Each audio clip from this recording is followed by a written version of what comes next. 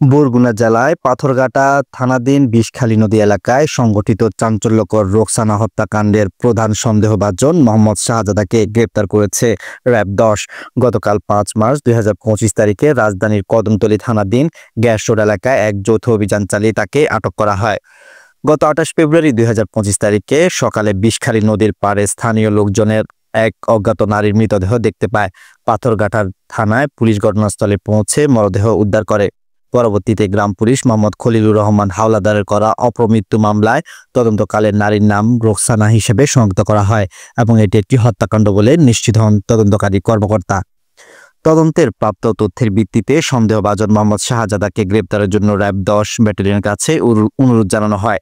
এরপর র‍্যাব-১০ এবং র‍্যাব-১ এর যৌথ অভিযানে তথ্য প্রযুক্তির সহায়তায় রাজধানীর কদমতলী এলাকা থেকে তাকে গ্রেপ্তার করা হয়। গ্রেপ্তারকৃত আসামি মোহাম্মদ শাহজাদাকে সংশ্লিষ্ট থানায় হস্তান্তরের প্রক্রিয়া চলমান রয়েছে। র‍্যাব এবং পুলিশের তদন্তে আশা করা হচ্ছে হত্যাকাণ্ডের পেছনের রহস্য এবং আসামির ভূমিকা স্পষ্ট হবে।